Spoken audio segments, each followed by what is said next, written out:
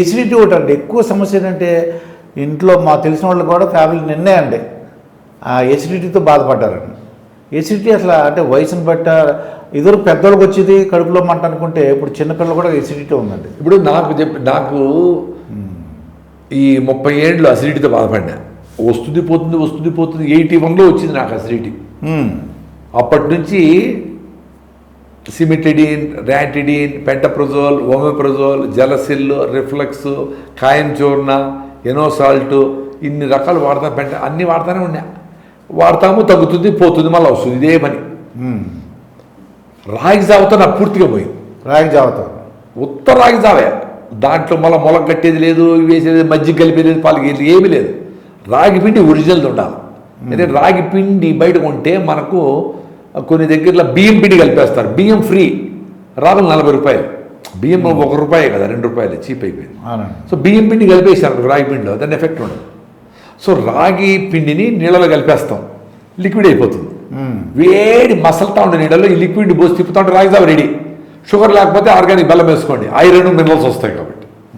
So ఆ రాగి జావ 4 గ్లాసులు పొద్దున్న లేస్తానే పళ్ళు తోమకపోయినా తాగేస్తే అసిడిటీ అవుట్. 1 వీక్లో తగ్గిపోతుంది. 3 నెలల్లో మ్యూకస్ మెంబ్రేన్ అని ఉంటుంది లోపల, అంటే మీ HCl హైడ్రోక్లోరిక్ యాసిడ్ కూడా మీ పేగుల మీద డ్యామేజ్ చేయకుండా ఉండాలంటే ఓ పొర ఉంటుంది. ఆ పొర చిన్నగా డ్యామేజ్ అయినప్పుడే గ్యాస్ట్రిక్ ట్రబుల్, అల్సర్, అసిడిటీ ఇవన్నీ అయిపోతూ ఉంటాయి. సో అది పుండు మానాలంటే ఈ కాల్షియము హైడ్రోక్లోరిక్ యాసిడ్తో కలిసి ఆల్కలైన్ అయ్యి మీకు లోపల ఒక పూతని ఏర్పరిచి ఆ లోపల నుండి పుండుని మారుతుంది. 3 నెలలు పట్టచ్చు పూర్తిగా పోవాలంటే. 1 వీకే మీకు రిజల్ట్ తెలుస్తుంది.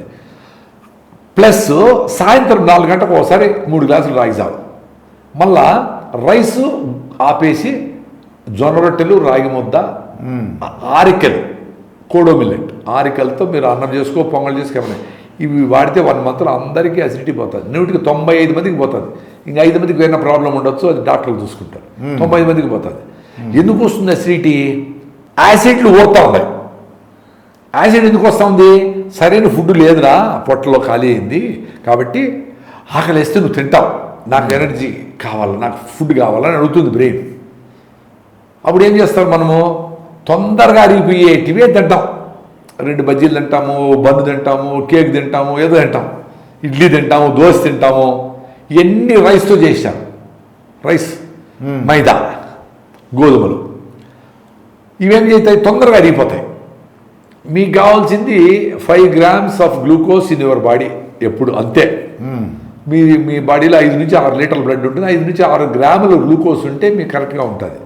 సో దానికి హై ఫైబర్, పీచు పదార్థం ఎక్కువ ఉండే ఫుడ్లు అంటే రాగి రొట్టెలో, జొన్న రొట్టెలో, ఆరికలో, సాపలో, ఊతరలో, అంటుకొరలు ఇవి తింటే చిన్నగా అరుగుతా మీ గ్లూకోజ్ ఇస్తూ ఉంటుంది. అప్పుడు బ్రెయిన్కి ఏమి సఫిషియెంట్ గ్లూకోజ్ ఉంది కాబట్టి బాడీలో ఫుడ్ అవసరం అడగదు అది. మీరు ఎప్పుడైతే తొందరగా అరిగిపోయేది తిన్నారో, అది నూడిల్స్, 2 minutes నూడిల్స్ కానీ ఇంకోటి కానీ ఏదైనా కానీ ఎప్పుడు అరిగిపోయి తిన్నారో అది ఒకటేసారి అరిగిపోయి 250 గ్రాముల గ్లూకోజ్ వచ్చి మీ బ్లడ్లో పడుతుంది. దాన్నంతగా గ్లైకోజన్గా మార్చి అట్లే వాడకుండా ఉంటే ఫ్యాట్గా మార్చి మళ్ళీ పొట్ట ఖాళీ అయిపోయింది కదా, మళ్ళీ అడుగుతుంది భోజనం. అప్పుడు మళ్ళీ నువ్వు జొన్న రొట్టె పెట్టకుండా మళ్ళీ రైస్ పెడతాడు, మళ్ళీ అరిగిపోతుంది. సో ఎక్కువసార్లు యాసిడ్ వచ్చేట్లుగా మనము తొందరగా అరిగిపోయే వస్తువులు తింటాడు కాబట్టి యాసిడిటీ ఉంది. అది సైన్స్ అది. సో దాని నుంచి బయటపడాలంటే ఏ ఫుడ్ తింటే మీకు ఆకలి కాకుండా ఉంటుందో, 4 గంటలు, 5 గంటలు, 6 గంటలు ఆ ఫుడ్ తిన్నామనుకో యాసిడ్లు రావు. సో న్యూట్రిషియస్ ఫుడ్ పెట్టినామనుకో, అంత చిక్కుడుకాయ, అంత ఆకుకూర, అంత కూరగాయ, అంత రైసు, అంత పప్పు, అన్ని ఆరికలు పెట్టామనుకో ఆకలి ఉండదు మీకు. That is the beauty. అది తెలిస్తే ఎక్కువసార్లు తినిన దానికే అసిడిటీ ఎక్కువైతా ఉంది. కానీ చాలామంది ఏమంటారు, 2 hours ఒకసారి తింటానే ఉండంటారు. మీ అసిడిటీ ఎప్పుడు పోదు 2 hours ఒకసారి తింటే. మీరు ఏ ఫుడ్ తింటే 6 hours ఆకలి లేకుండా ఉంటుందో ఆ ఫుడ్ తింటేనే మీకు అసిడిటీ పోతుంది. దానికి ఫస్ట్ రాగి జావ పొద్దున సాయంత్రము, ఆరికలు తన్నము, సాయంత్రం జొన్న రొట్టెలు, మీ అసిడిటీ పోతుంది కంప్లీట్గా.